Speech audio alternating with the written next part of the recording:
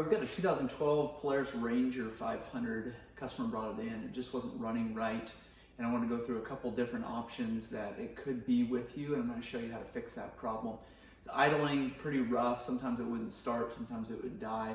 Sometimes it would just spit and sputter. So I wanted to show you what we did to get that fixed, show you a couple different things here on it.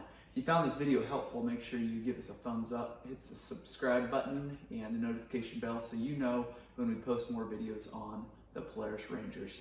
Thanks for watching.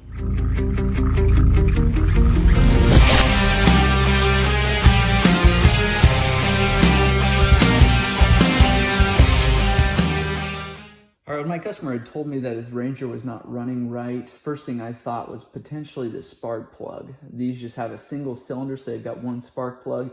If it has not been changed before, if it's a newer machine, a lot of times that can cause some serious issues.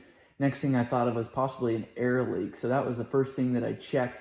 Now I pulled this seat off here. You guys know how to do that. Grab the center of the seat, pull that up. You got two tabs here on either side. That'll remove that seat. Underneath of here is your throttle body. You've got your intake manifold here. You've got a sensor up top here. You've got your fuel injector here. And then you've got your spark plug here. You've got your throttle cable running here. So be careful you don't mess with that, break that, or bend that at all. But what I wanted to show you here, you can see there's some buildup here around your intake. Also, I wanted to check the air filter. So I pulled that air filter. Air filter looked good. Wasn't too terribly dirty. Next thing I noticed was quite a bit of wobble here, pretty loose, and could potentially be a problem there. I did pull the spark plug. It was filthy. I removed that. I replaced that. It's a NGK BKR5E or a BKR6E is what we used on this. Next thing I wanted to show you though, this sensor here is loose. Now you can see quite a bit of dirt and debris around here. What I'm going to do is take compressed air, blow this all out, clean it up really good before I dig any farther into it.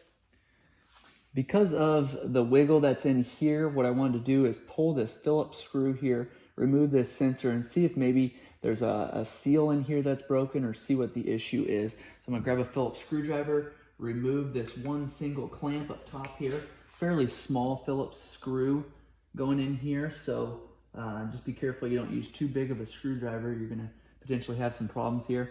Your clamp that goes on top of the sensor there kind of has a hook to it, so make sure that goes the right direction when you're going back together. Set that aside. Now we're able to just take and pull that sensor off. You can see there that sensor is extremely dirty. You can see there also that our rubber damper here, part of it is missing and it's actually stuck down in here. So potentially could have been more major of a problem than what it is right now. I do see the rest of our grommet down there. And I've got a part number listed below as to what parts you need to replace that. Also have a link to take you right to those rubber grommets. This is a serious problem. If that would have broke off, it would have ended up inside of the engine there, caused all kinds of problems. All right, what I'm gonna do now is grab a pick. I'm gonna come in here and I'm gonna lift the rest of that grommet up. You see how close that was to falling down into that motor? Not a good situation there. So setting that aside, I'm gonna try to clean this up as best possible. I'm also gonna take and I'm gonna clean this sensor up. So I'm gonna take and pull the electrical outlet or the electrical connector undone here. Pull that out. I'm gonna take this grommet off of here. Set that down. Now I'm gonna take and clean this sensor up. Use compressed air, probably some contact cleaner, clean this up here.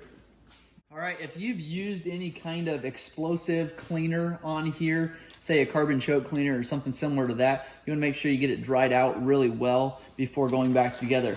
Here is the part that you need. Like I said, I've got these offered. A link below will take you right to the website where you can order these from. It's a genuine Polaris part. I would suggest using quality, genuine parts on something like this, because if you go ahead and order something cheaper, knockoff, aftermarket, Caltrick, something like that, you're going to run into some serious problems. Could potentially drop one of these gaskets down in the motor if it doesn't fit quite right. So make sure it's all the way on there, completely snug, and then we're going to take and put that sensor back down in there. Once this is all cleaned out, now you can take a little Vaseline, put it on there. Ours is going to slide down fairly easily without having to do that. So as soon as you get that done, you could actually put this connector on even before you slide that sensor back into place there. Make sure you hear a click there. Then you can take your screw with your holder here, or your clamp. You do need to put this clamp underneath of, this would be your holder here for, I believe that's a holder for your injector. So make sure that that clamp goes underneath of there, and you can take and snug that up. There's a little groove on this clamp here that's going to make sure that you get that into the right place. So once you get that snugged up, you don't have to go Hulk mode on this.